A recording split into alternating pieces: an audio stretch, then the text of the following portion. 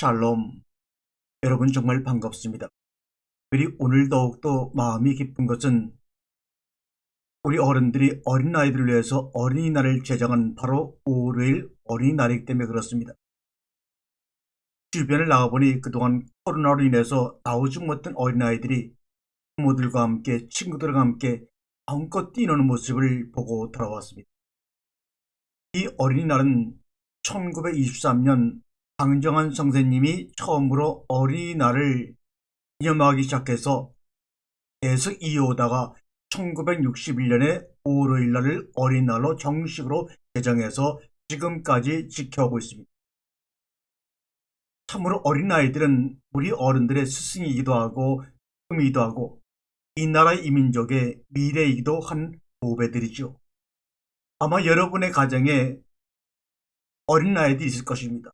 그 어린아이가 손주의 모습으로 때로는 아들, 딸의 모습으로 그 아이들이 성장할 때의 모습을 지켜본 그 기쁨과 감격은 이루 말할 수가 없습니다. 저에게도 아들 둘, 딸 하나, 3남매가 있습니다. 그들이 어렸을 때의 모습을 회상해보면 빙그리하고 제 마음에 미소가 떠오름을 금할 수가 없습니다.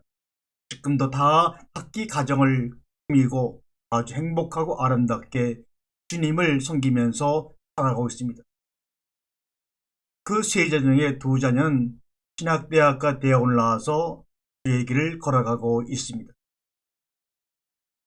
오늘 어린날을 맞아 특별히 성경 가운데 어린아이를 강조하신 분이 누군가 봤더니 바로 우리의 예수님이셨습니다.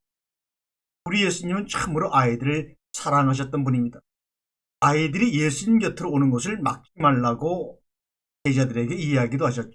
그러시면서 너희가 이 어린 아이들과 같이 아니하면 하나님의 나라에 들어갈 수가 없다, 이렇게 말합니다. 하나님의 나라는 어떤 재물을 드리거나 노력으로 가는 것이 아니라 믿음으로 간다고 얘기하는데, 그 믿음이라는 것은 무엇이냐? 바로 하늘로부터 들려오는 그 소리에 의미를 덧붙여서 말씀으로 완성되어 나갈 때 바로 하나님의 나라로 들어갈 수 있는 겁니다. 그런 의미에서 본다면 주님이 어린 아이와 같이 아니하면 하나님의 나라에 들어갈 수 없다고 말씀하신 그 의미를 바로 알 것 같습니다. 왜요? 여러분 자녀들이 어린아이 시절을 기억해 보세요. 누가 어떤 소리도 가르쳐 준 적이 없는데 엄마의 입모양을 보고 엄마 목에서 나오는 소리를 보고 웅알웅알 따라합니다. 어망, 아빵, 하라방, 뭔가 엄마 외에는 정확히 알아들 수 없는 옹알거림을 통해서 엄마와 대화합니다. 그러고 있다가 1년, 2년이 지나게 되면 그 자기가 들었던 소리에다가 의미를 덧붙여서 그게 무슨 말인지 정확히 알고 자기도 이야기를 합니다. 맞습니다. 태초 이래로 지금까지 하늘로부터 들어오는 하늘의 소리, 태초의 소리, 생명의 소리가 우리 귀 속에 쟁쟁쟁쟁 울리며 우리 마음 곁을 치고 들어오지만 많은 사람들이 그 소리의 의미를 모르고 그저 울리는 꽹과리처럼 그 소리를 흘려 보낼 뿐이었습니다. 어린아이들은 엄마로부터 들은 소리에다가 자기 나름대로 의미를 붙여서 깨달은 것을 글자로 표현하는데 불과 6, 7년도 안 걸립니다. 태어나서 1년 동안의 엄마의 소리를 알아듣고 기억했다가 그 소리에다가 나름대로 의미를 붙여서 깨달은 다음 한 6, 7살 되면 문자로 옮길 수 있는 아이가 되지요. 자연스럽게 소리에다가 의미를 붙여서 소통할 수 있다는 것은 정말로 신비한 일 아닙니까? 다른 동물은 그저 어릉, 어릉, 맴 정도인데 인간은 소리에다가 의미를 붙였어요. 하늘의 소리에다가 의미를 붙여서 하나님과 소통할 줄 아는 자가 바로 하나님 나라의 백성이요, 하나님 나라의 자녀요, 하나님 나라로 들어갈 수 있는 바로 어린아이입니다.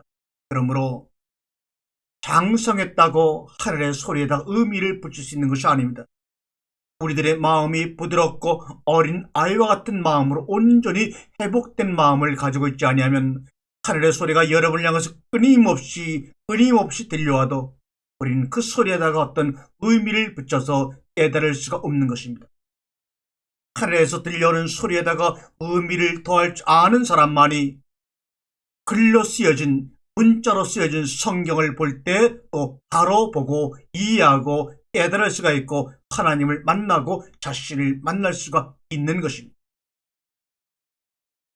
그런 면에서 오늘 그 생각을 마음속에 잘 간직하면서 오늘은 하나님께서 모세오경에 그렇게 강조했던 제물을 드리라, 제사를 드리라 라고 하는 얘기 속에 나오는 이야기를 통해서 그것을 문자로 보고 양이나 소를 바치는 것이 온전한 순종을 알고 있던 우리들에게 그 양, 소, 제사라는 그 소리에 어떤 의미가 붙여져 있지만 하나님의 뜻이 문자로 완성되어 우리에게 다가오는지 한번 생각을 해보고자 합니다. 그래서 오늘 말씀 식탁의 제목은 참 제물은, 하나님께 드리는 참 제물은 함께 먹는 것이지 바치는 것이 아니다, 이런 제목으로 식탁을 마련했습니다. 다시 한번 말씀을 드릴까요? 참 제물은 무엇인가 잡아서 바치는 것이 아니라 그 제물을 함께 먹는 것이 참 제물이다, 이런 말입니다. 그러면 히브리서 10장 2절과 8절 말씀을 먼저 함께 읽겠습니다. 여러분 찾을 수가 있으면 찾아보세요. 히브리서 10장 2절과 8절 말씀입니다. 그러면 우리 방송을 보시는 우리 형제자매님들도 찾으셨는지 알고 히브리서 10장 2절과 8절까지 말씀을 읽겠습니다. 율법은 장차 올 좋은 일의 그림자일 뿐이요 참 형상이 아니므로 해마다 드리는 같은 제사로 나오는 자들을 언제나 온전하게 할 수 없느니라. 그렇지 아니하면 섬기는 자들이 단번에 정결하게 되어 다시 죄를 깨닫는 일이 없으리니 어찌 제사 드리는 일을 끝이지 아니하였으리요. 그러나 이 제사 드리는 해마다 죄를 기억하게 하는 것이 있나니 이는 항소와 염소의 피가 능히 죄를 없이 하지 못함이라. 그러므로 주께서 임하실 때 이르시되 하나님이 제사와 예물을 원하지 아니하시고 오직 나를 위하여 한 몸을 예비하셨다. 번제와 속죄제는 기뻐하지 아니하시나니 이에 내가 말하기를 하나님이여 보시옵소서. 두루마리책에 나를 가리켜 기록된 것 같이 하나님의 뜻을 행하러 왔나이다 하셨나이다. 하나님이 제사와 예물을 원하지 아니하시고 오직 우리를 위하여 한 몸을 예비하셨다. 그분이 바로 예수님 아닙니까? 그런데 우리를 위해서 한 몸을 예비해 두신 그 예수가 육신 입고 우리에게 오셔서 뭐라고 말씀하십니까? 나를 먹어라, 나를 마셔라. 나는 너희들의 영혼을 위해서 하늘로부터 내려온 하늘의 양식이다, 이렇게 말합니다. 주님은 제물의 소와 양과 제사와 제물을 대신해서 내려오셨는데 자신이 뭐라고 표현하셨는지 하면 나를 먹어라, 양식으로 표현했습니다. 이것만 보더라도 참 제물은 무엇입니까? 참다운 예배는 바로 예수 그리스도를 양식으로 함께 나누며 먹는 것입니다. 예수는 제물로 바쳐져서 태워지는 분이 아니라 우리의 양식이 되어서 우리와 하나 되고 우리와 소통하고 우리와 동행하는 분입니다. 이것이 바로 하나님의 뜻을 행하러 왔나이다 라는 속의 의미입니다. 히브리 10장 2절 이하의 말씀에서 주님께서는 제사와 예물과 번제와 속죄제도 원하지도 아니하시고 기뻐하지도 아니하신다고 하셨습니다. 또한 시편 40편 6절과 8절 말씀에 보니 주께서 내 길을 통하여 내게 들려주시기를 제사와 예물을 기뻐하지 아니하시며 번제와 속죄제를 요구하지 아니하신다 하신지라. 그때 내가 말하기를 내가 왔나이다. 나를 가리켜 기록한 것이 두루마리 책에 있나이다. 나의 하나님이여, 내가 주의 뜻 행하기를 즐겨오니 주의 법이 나의 심중에 있나이다. 말씀이 육신에 오신 그분이 제사와 예물을 대신해서 한 살아있는 예물로 이 땅에 오셨습니다. 그분이 우리의 양식이 되어서 우리와 함께 감으로 말미암아 이제 말씀이신 그분이 어디에 있다고요? 돌비에 있는 것이 아니라 바로 우리의 영혼, 신비 중에 있다고 고백하고 있습니다. 그 당시 레위에 보게 되면 제물을 바치라고 말씀할 때 이러한 부언이 있습니다. 비싼 양이나 염소를 살 처지가 안 되는 가난한 사람은 대신해서 비둘기를 사서 그 피를 뿌려라, 이렇게 말씀합니다. 그런데 비둘기조차도 살 처지가 안 되는 가난하고 어려운 사람들은, 그런 사람에게는 밀가루를 대신 가져오라고 하셨습니다. 그런데 보세요, 밀가루는 피를 흘릴 수 없지 않습니까? 주님이 이렇게 말씀했습니다. 레위기 5장 11절에 만일 그의 손이 산비둘기 2마리나 집비둘기 2마리에도 미치지 못하면 그의 범죄로 말미암아 고운 가루 10분의 1 에바를 예물로 가져다가 속죄 제물로 드리되 이는 속죄제인즉 그 위에 기름을 붓지 말며 유황을 놓지 말고, 제물을 드릴 때는 그 제물에 생명을 죽여서 피를 뿌리는데 너무나 가난해서 피를 뿌릴 수 있는 동물을 잡아서 드릴 수 없는 사람은 밀가루를 바치라고 주님께서 말씀하셨습니다. 자신이 말씀을 해놓고도 가난한 사람들의 마음과 함께하기 위한 연민의 말씀으로, 그렇다면 너희가 괜찮아? 피를 뿌리지 않아도 괜찮으니 밀가루를 갖고 와서 나에게 예물을 드려. 위에서 말하는 양이나 염소는 그래도 광야에서 목축을 하거나 애굽에서 갖고 나온 가축이 있기에 제물로 드리는 것이 가능한 것입니다. 이 제물을 드리려고 하는 제사법은 이스라엘 백성들이 애굽에서 행하던 것이 아니고 애굽에서 출애굽하여 광야로 나왔을 때 모세에게 명한 말씀이죠. 그러므로 광야에서 지금 제사를 드리고 있는 것에 대해서, 드릴 것에 대해서 말씀하고 있습니다. 그런데 애굽에 살 때야 많은 동물들, 수많은 동물들의 종류가 있었지만 광야로 나온 그 광야에서 무슨 동물이 있었겠습니까? 그나마 그래도 애굽에서 드리던 양이나 염소를 가지고 나온 사람들은 그것을 하나님께 제물로 바칠 수 있기에 양이나 염소를 제물로 드리려 한 것이, 그 양이나 염소나 소가 특별한 의미가 있기 때문에 그것을 받겠다고 말씀하신 것이 아닙니다. 오늘날도 마찬가지입니다. 여러분의 형편과 처지에 따라서 그 법에 따른다면 양과 염소가 있는 사람은 양과 염소로, 그것도 구할 처지가 안 되는 사람은 밀가루로 바치면 되는 것입니다. 그러나 그것은 임시적인 제물이었다고, 그것을 내가 기뻐하지도 받고 싶지도 않다고 말씀하십니다.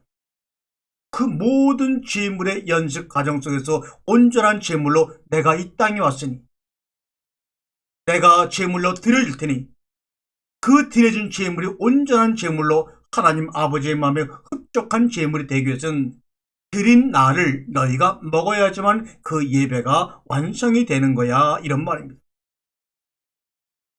그런데 밀가루를 바치라고 하는 것은 히브리서 9장 20절 말씀에 보게 되면 하나님 말씀에 스스로 어긋나는 일을 하신 겁니다. 어떤 말씀이 있습니까? 히브리서 9장 2절에 율법을 따라 거의 모든 물건이 피로서 정결하게 되나니 피 흘림이 없은즉 사함이 없느니라. 그렇다면 피를 흘릴 수 없는 밀가루를 바친 사람들은 사함을 받을 수 없습니다. 그럼에도 불구하고 가난한 자를 위해서 레위기를 통해서 명하신 법을 어겨서라도 밀가루를 바치라고 하신 하나님의 마음이 잘못된 것입니까? 아니지요. 이 동물에 대한 이야기는 광야에서 이야기가 처음 나온 것이 아니라 창세기 초반부터 양을 잡는 제사 장면이 나오죠. 어디서 처음으로 동물을 잡아 제사 드리는 장면이 나옵니까? 여러분도 너무나 잘 아는 창세기 4장 4절에서 가인이 농사를 져 하나님께 제사를 드리며 아벨도 자기 양을 잡아 그 첫 새끼를 그 기름으로 드렸더니, 이렇게 말합니다. 그런데 여기서 아벨도 양의 첫 새끼를 드렸다. 이 양이라고 표현된 히브리어는 촌이라고 하는 히브리어입니다. 이 말은 양이나 염소를 의미하는 단어가 아닙니다. 그런데 우리는 그냥 처음부터 아벨도 자기 양이라고 번역을 하고 있는 바람에 양이라고 알고 있는데, 이 촌이라고 하는 히브리어는 이동하다고 하는 어원에서 만들어진 명사인데, 이 돌아다니는 어떤 짐승의 떼를 의미합니다. 어떤 짐승의 떼, 무리를 이야기합니다. 때로는 사람들이 무리져 다닐 때도 천이라고 말합니다. 쪽으로 우왕좌왕하면서 무리를 지어 다니는 사람들을 바로 동물떼라고 말합니다.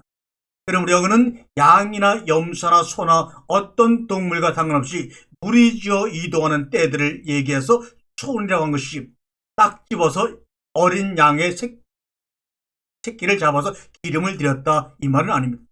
어린 양이라는 단어는 쎄라고 하는 히브리어가 따로 있습니다. 이 어린 양이라고 하는 정확한 히브리어 쎄를 쓴 제사 장면이 나옵니다. 언제입니까? 바로 아브라함이 자기 이삭 독자 이삭을 바칠 때 나오는 단어입니다. 창세기 22장 7절에 보니까 이삭을 하나님께서 바치라고 하니까 바치려고 칼을 들어 찌르는 순간에 아브라함아 아브라함아 소리가 들려서 그 소리를 바라보니 이삭에게 칼을 대지 말아라. 내가 번제할 어린 양을 준비했다고 말할 때 그 번제할 어린 양이 어디 있나이까 할 때 그 어린 양이 바로 우리가 말하는 어린 양이라는 정확한 단어입니다. 아마 이 질문을 봐서라도 아브라함은 양을 자주 바쳐 제사를 드렸던 것이라고 우리가 생각해 볼 수가 있습니다. 그러므로 아벨이 자기 양도 자기도 양이라는 양과 번제할 어린 양이 어디 있나이까로 묻는 아브라함의 양은 단어가 틀립니다. 바로 정확히 어린 양이라고 얘기할 때는 아브라함이 쓴 째라고 하는 단어가 어린 양이요.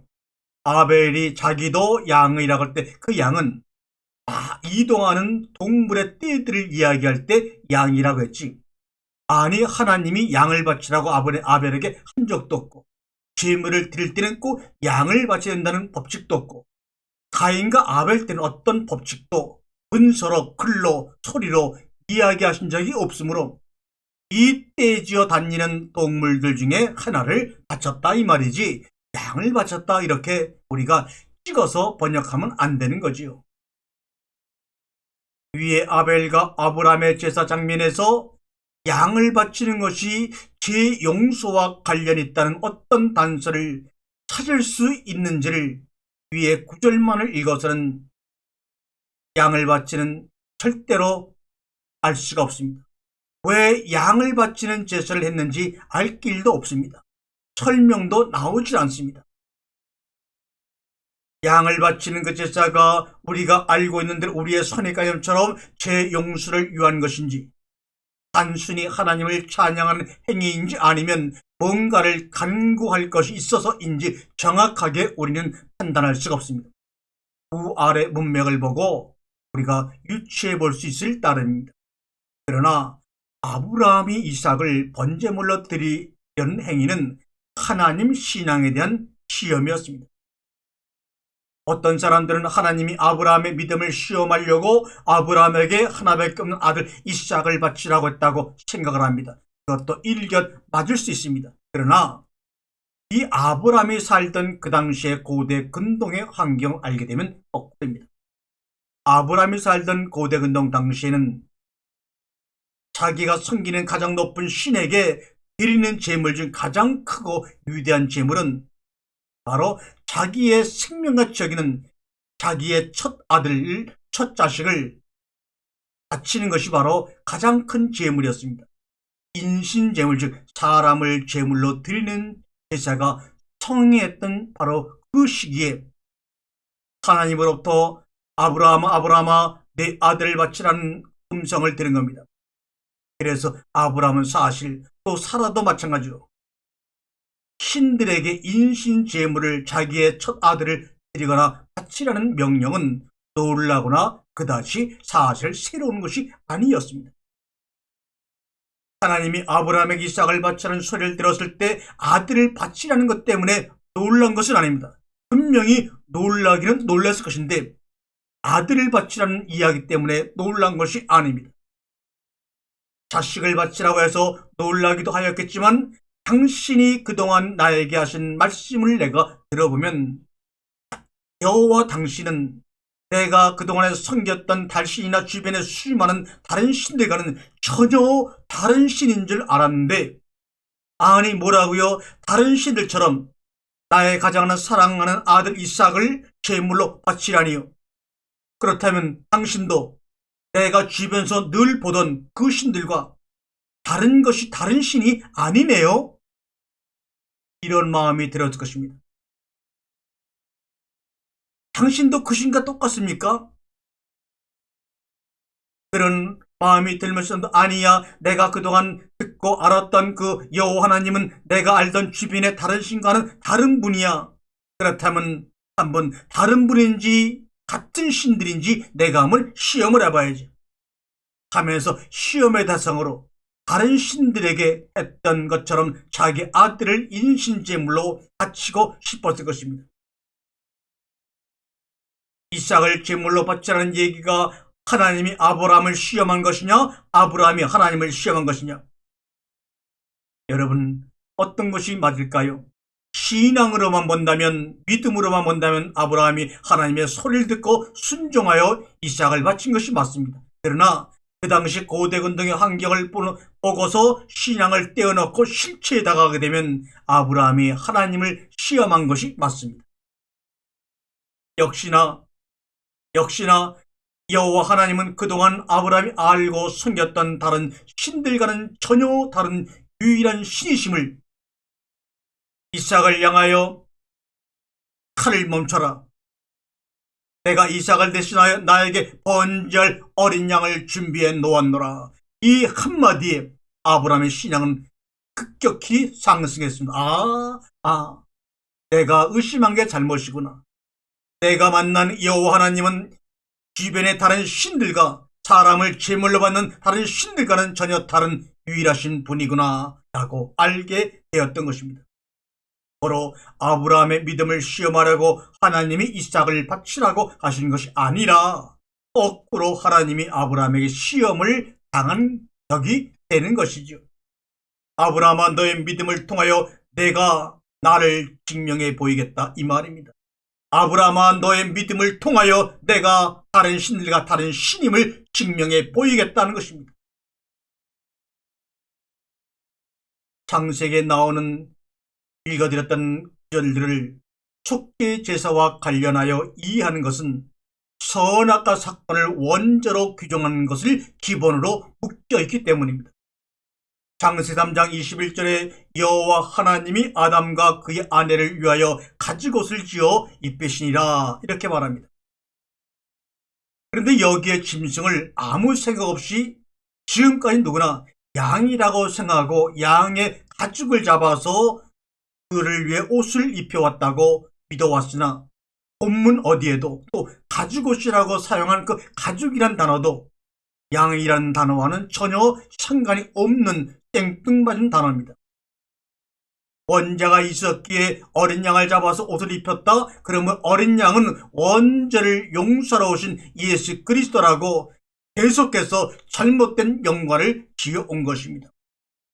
이 가죽옷이라 할 때 가죽은 오르라고 하는 단어입니다. 오르.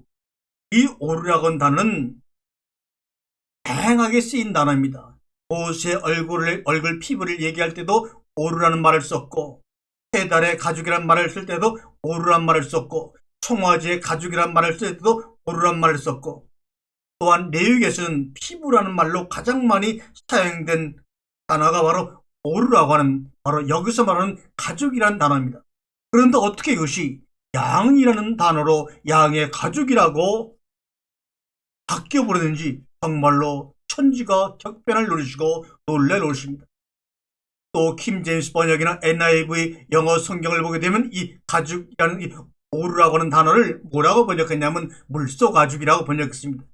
아니 말이 됩니까? 지금 광야로 나와서 하나님이 그들에게 창세기를 기록하도록 하고 있는데 그 광야에 물도 귀하고 소 자체도 기를 수 없고 바다도 없는데 어디서 물소를 구해다가 물소 가죽으로 옷을 입힌다는 말입니까? 그런데 이 오르란 단어가 민수기에만 8번이 나오는데 그 8번 다 해달의 가죽으로 나옵니다. 해달의 가죽은 털이 없는 깨끗한 가죽입니다. 그래서 가장 번역한 번역은 해달의 가죽이라는 것이 맞습니다. 우리말 성경에도 오르라고 하는 이 가죽옷이라고 하는 이 가죽이라는 오르라는 단어를 새 번역과 공동 번역에서는 말도 안 되는 단어로 번역했습니다. 돌고래 가죽으로 번역해 있습니다. 아니 세상에, 바다에 사는 돌고래를 어떻게 잡아서 광야에 있는 이스라엘 백성들이 그것을 가지고 옷을 만들었다는 말입니다. 이렇게 말도 안 되는 번역들이 있는데도 불구하고 그것을 지적하여 올바르게 가르쳐주는 분이 없기에 우리 성도님들은 그대로 성경에 나오는 글자는 잘못될 리가 없다는 생각으로 받아들여서 들려지는 하늘의 소리에 참된 의미를 붙이지 못하고 만 것입니다. 결론입니다. 이 창세기 3장 21절에 가죽옷을 해 입혔다고 할 때 이 가죽옷은 민수기 4장을 보게 되면 8번 나온다고 말씀을 드렸죠. 이 8번 다 어디와 연관되어 있냐? 성막을 만들 때, 성막을 이동할 때 사용하는 단어로 8번이 나옵니다. 첫 번째는 성막 내 지성소의 증거기를 덮는 가죽으로 나옵니다. 두 번째는 진설병을 덮는 덮개로 나옵니다. 세 번째는 등잔대와 성소의 기물을 넣는 가죽으로 나옵니다. 네 번째는 금제단을 덮는 가죽으로 나옵니다. 다섯 번째는 성소에서 사용하고 봉사하는 모든 기물을 덮는 데 사용합니다. 여섯 번째는 불 옮기는 그릇, 고기 갈고리, 부삽, 대야, 기타 제단의 모든 기구들을 에달의 가죽으로 덮고 있다고 민수기 4장에 나와 있습니다. 바로 창세기 3장 21절의 가죽옷은 양을 잡아 지은 옷이 절대로 아니고 성막을 이동할 때나 성막 내 모든 기물을 보호하기 위해 덮개로 사용된 에달의 가죽이라는 말이 맞지요. 다시 말하면 아담에게 에덴을 떠나는 아담에게 가죽옷을 입혔다는 것은 뭡니까? 그의 몸 자체가 앞으로 하나님이 거하시는 성전이 될 것을 미리 예언한 것입니다. 그가 가죽옷을 입으로 말미암아 성막 내 지성소를 넣는 가죽이요, 진설병을 넣는 가죽이요, 기물을 넣는 가죽이요, 성막 안에 성소 안에 이루어지는 모든 옷을 덮고 보호하는 가죽으로 사용된 그 가죽옷을 입고 에덴에서 나온 것입니다. 그러므로 아담이 얼마나 멋진 옷을 입고 나오는 것입니까? 너희 몸이 하나님의 영에 거하는 성전인 줄 알지 못하느냐 하신 그 예수 그리스도의 선언이 바로 아담의 가죽을 통해서 우리 안에서 이루어지고 완성되어 가고 있는 것입니다. 그런데 왜 하필이면 양이 속죄물의 대표가 되는 동물이 되었을까? 왜 우리는 사람의 입장에서만 생각을 합니까? 아니, 간데온데 이유도 없이 양이 속죄 제사를 드리는 가장 대표적인 동물이라고 사람들이 오해하고 우리가 인식하는 바람에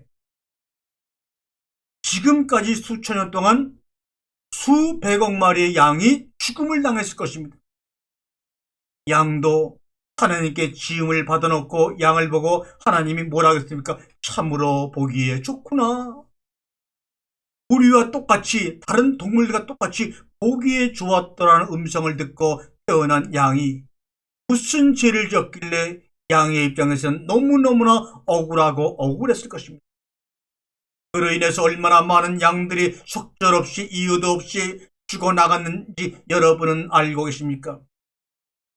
복자는 것이 영광이라고 생각하지만 그건 인간 우리들의 일방적인 생각이지 양의 생각은 아니지요.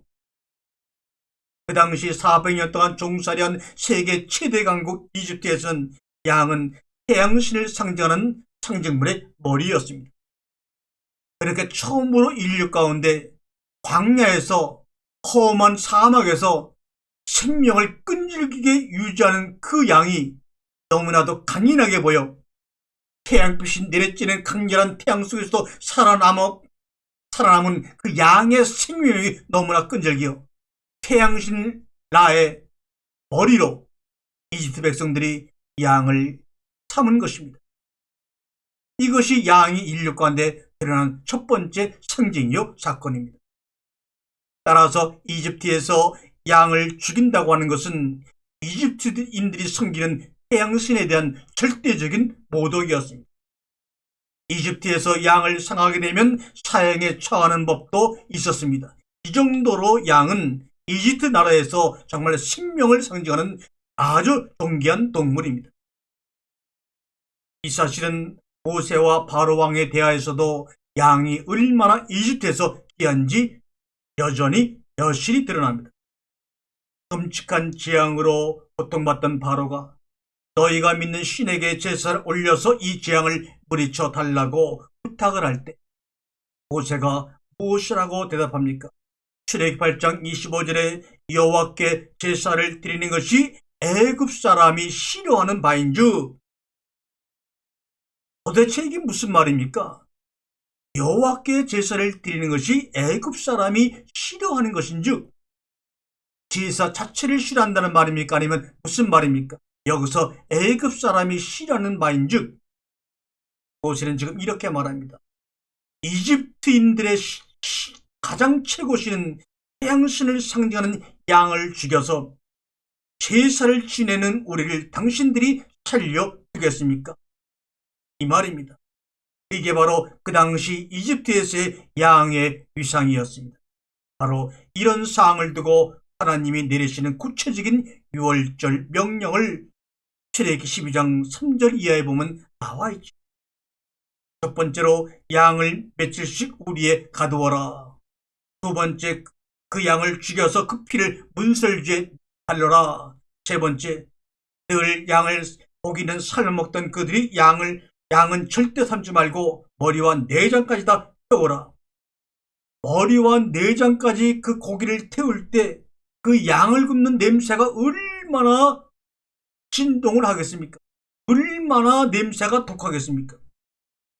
이스라엘 백성들 정말 수십만 가구에서 일제히 같은 시간에 그 양의 내장까지 완전히 태워버릴 때 어떤 냄새가 이집트 천국을 다 휩쓸어 버리겠습니까? 그리고 먹다 남은 고기마저도 남김없이 태워버리라고 말씀했습니다. 10가지 재앙의 마지막 재앙이 예굽에 내리려고 하는 급판에 9가지 재앙 때문에 이스라엘 백성들을 죽이고 싶은 그 극도의 분노 속에 차있는 이집트인들 앞에서 하나님이 이스라엘 백성들에게 양이나 잡아서 한가하게 먹으라고 했겠습니까? 또 먹으라고 한들 그 공포스러운 분위기 속에서 먹을 사람이 과연 몇 명이나 있겠으며 먹은들 소화나 됐겠습니까? 더군다나 고기를 태워버릴 때 우리는 너희들이 믿는 최고의 신 태양신을 지금 우리가 목을 잘라서 이렇게 태워버리겠다고 공기를 지금 하고 있는 거 아닙니까? 숨어서 몰래 양을 잡은 것도 아니고요. 이러한 모든 것은 무엇을 상징하고 있는 것입니까? 이것은 이집트에 대한 철저한 조롱이자 이집트 최고신은 태양신에 대한 철저한 조롱이요 신성모독입니다. 이렇게 해놓고도 살아남을 사람이 아무도 없습니다. 다 죽을 수밖에 없는 장면을 스스로 이스라엘 백성들이 연출하고 있는 것입니다. 생각해 보세요. 이집트에서 신을 상징하는, 그것도 주신인 태양신을 상징하는 동물인 양을 며칠씩 집에서 갖고 놀다가 죽여서 피를 바르고 구워서 이집트 전역에 내가 너희들의 주신 태양신의 머리를 잘라서 지금 이렇게 굽고 있다고 천명하고 있으니, 삶으면 냄새가 약하지만 구우면 얼마나 독한 냄새가 납니까? 그래서 몰라야 모를 수 없게끔 아주 완전한 공개로 양을 목을 쳐서 피를 내어 태우고 있습니다. 이집트인들 그들의 신이 조롱을 당하다가 피를 흘리고 도살된 것도 믿을 수가 없는데 온 세상이 불에 구운 양고기의 누린내로 진동을 지금 하고 있다 그 말입니다. 게다가 먹다 남은 고기는 아예 불에 활 타서 채로 남아버립니다. 이게 유월절을 상징하는 총 내용입니다. 유월절을 상징하는 실체요 사건입니다. 이 실체는 다 무관심하게 잊어버리고 믿음이라는 신앙만 붙여서 유월절 사건을 보고 있으니 하늘의 소리에 참된 의미를 붙여서 문자로 읽을 때 깨달을 수가 없는 것 아닙니까? 양을 살육해 이집트 신을 모욕하는 것이 유월절 어린 양의 상징입니다. 너희들이 섬긴다는 그 위대한 신은 나의 피조물일 뿐이야. 그 신이 정말로 너희들이 믿는 것처럼 살아있는 위대한 신이라면 이렇게 모욕을 당하고 있는데도 꼼짝 안 할 리 없잖아 이 말이죠. 이사야 53장 6절과 7절의 말씀을 읽어드립니다. 우리는 다 양 같아서 그릇 행하여 각기의 제 길로 갔거늘 여호와께서는 우리 모두의 죄악을 그에게 담당시키셨다. 그가 곤욕을 당하여 괴로울 때도 그의 입을 열지 아니하였으며 마치 도살장으로 끌려가는 어린 양 같이 그의 입을 열지 아니했다. 도살장으로 끌려가는 어린 양과 털 깎는 자 앞에서 잠잠한 양같이 그의 입을 열지 아니하였다라고 말합니다. 이스라엘 백성들이 유월절을 처음 지킬 때는 애굽에서 해방되어 나온 다음이 아닙니다. 애굽이라는 거대 제국 앞에서 노예로 신임하던 때라는 사실을 기억하십시오. 그러한 행태를 양을 잡아 죽이고 불러 태워서 냄새를 풍기고 있는 그들의 가정 속에 애굽의 큰 군인들이 칼을 들고 와서 그들을 죽이면 죽을 수밖에 없는 절명절체 순간입니다. 그렇기에 애굽 신을 상징하는 양을 하나님의 명령대로 도살하는 일은 대단한 용기와 믿음과 생명을 걸지 않으면 불가능한 것입니다. 결국 유월절은 애굽에 대한 승리요 애굽 신에 대한 승리를 의미하는 것입니다. 실체를 보세요. 실체는 모르고 거기다 신앙이라는 자기 생각의 믿음을 더해서 유월절을 해석하지 말라 이 말입니다. 그런데 이러한 유월절의 어린 양이 예수라고, 애굽신을 상징하는 유월절의 양이 예수라고, 애굽신을 무리친 것을 기념하는 유월절에 이집트보다 몇 배도 악한 로마 제국 위에서 비참하게 죽는 것이 유월절의 양 예수라고 말입니다. 죽고 죽음으로 부활의 새 창을 맞이하는 것입니다. 복음서 중에서 유일하게 요한복음만이 예수를 유월절 어린 양에 비유했습니다. 요한복음 1장 29절에 이튿날 요한이 예수께서 자기에게 나오심을 보고 이르되 보라 세상 죄를 지고 가는 하나님의 어린 양이로다. 또 36절에는 예수께서 버리심을 보고 말하되 보라 하나님의 어린 양이로다. 이렇게 말씀하고 있는 구절이 나옵니다. 사도행전 8장 30절엔 헛된 행실에서 너희가 용서를 받은 것은 오직 의미나 금같이 없어질 것으로 된 것이 아니라 오직 흠없고 점없는 어린 양 같은 그리스도의 보배로운 피로 된 것이다 라고 말합니다. 어린 양이 예수가 아니라 어린 양 같은 예수를 얘기하는 것입니다. 그러면 어린 양 같은 예수의 어린 양은 무엇입니까? 지금까지 에집트에서 일어났던 사건들을 설명하면서 실체를 여러분에게 말씀을 드렸습니다. 그 실체가 바로 어린 양 예수 그리스도. 우리의 대속함을 위해서 흠없고 점없는 죄 없는 예수 그리스도가 어린 양과 같은 모습으로 오셔서 죽고 죽었다는 이야기가 바로 이 속에 있습니다. 유월절에 죽는 것은 이집트의 신을 상징하는 양입니다. 유대민족의 하나님은 유월절에 이집트의 신을 조롱하며 승리로 노래했습니다. 그런데 승리의 유월절을 사도 요한은 죽음의 절기로 바꾸었습니다. 이집트 신을 상징하는 유월절의 양을 요한복음 저자는 예수로 하나님의 어린 양으로 십자가를 향해 나아가는 어린 양으로 바꾸었습니다. 예고봐 이 땅의 온 세상아 천하야 너희가 신중의 신 그 머리라고 여겼던 그 양은 사실 하나님의 아들 예수라는 사실을 알고 있느냐? 오직 예수만이 우리의 머리가 되시는 분이라고 다 이루었다고 십자가에 선포하신 이 승리는 예수의 죽음을 통하여 다 이루셨다. 무트 다 무트 죽고 죽으리라. 이 말은 진리의 완성, 말씀의 완성이 이루어졌다는 것을 의미하는 것입니다. 말씀드리지만 히브리어 죽는다는 무트란 단어를 하자하면 진리의 완성, 말씀의 완성이라는 말입니다. 그러나 겉으로만 드러난 유월절과 유월절의 양이 무엇을 의미하는지 너무나도 잘 아는 유대인들은 이런 예수를 어떻게 메시아로 받아들일 수가 있을까요?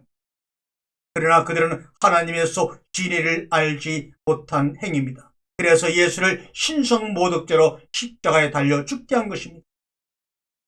세상에 차고 넘치는 고통의 원인에 대한 설명이 필요할 때는, 내가 당하고 있는 이 절박한 상황과 어려움에 대한 설명이 필요할 때는, 고통과 어려움의 현실은 바로 이 시간 이때에 설명이 되어야 합니다.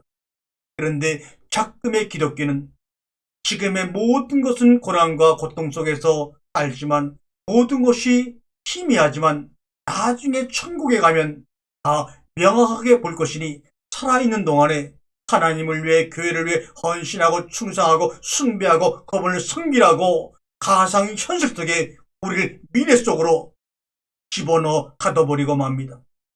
아니에요. 아니에요. 모든 고통이 다 사라진 그 하나님 나라에서 굳이 그 원인을 알 필요가 있을까요? 그런데도 그때 알게 된다고 하는 그 거짓말에 속지 마시기 바랍니다. 더구나 다시는 그런 고통이 존재하지 않을 하나님 나라일 테니까 말입니다. 대학에 들어간 학생에게 수능 잘 치는 비결을 알려줄 필요가 뭐가 있겠습니까? 이미 예수 그리스도가 여러분과 함께 계심으로 하나님 나라를 이룬 여러분들에게 무엇을 더 가르쳐 주겠습니까? 그 나라 들어가기 전에, 이 땅에서 하늘의 뜻이 땅에 이루어지기 전에 당할 수 있게 된 많은 고통과 연민과 어려움을, 그 원인을 설명해 줘야 한다면 바로 이 시간 지금 그들에게 설명하고 설득해야 합니다. 그러한 설명과 설명 가운데 하나님의 연민의 정과 사랑을 느끼며 소망 가운데 참고 말씀들로 완성되어 그 나라 그뿐만에 들어가는 것입니다. 이사야 53장의 내용은 사실상 51장, 52장 13절부터 시작이 되죠. 이 본문은 이사야 41장, 49장까지 이어진 고난받는 종의 노래로 불리는 내용과 연관이 됩니다. 한번 시간 나시면 이사야 41장부터 53장까지를 읽어보십시오. 사랑하는 성도 여러분, 하나님을 만나는 것은 이 세상에 오직 한 명밖에 없는 진짜 나를 만나는 길입니다. 진짜 나를 만나지 못하면 하나님을 만날 수 없고, 진짜 나를 만나지 못하면 이 시간 지금 내가 당하는 고통의 원인과 절명의 원인과 차별의 원인과 알 수 없는 불안감의 원인을 우리는 알 수가 없어요. 가짜인 내가 그 원인을 알아야 무슨 의미가 있습니까? 진짜인 참나가 그 원인을 알아야 아버지를 만나서 아버지 품으로 들어가려고 하는 사마음 속에서 하나님이 열심히 우리 가운데 몸된 성전으로 이루어져 영광된 그 나라, 그 뜻이 이루어지는 거 아닙니까? 어디서요? 바로 지금 여기서 말입니다. 아멘.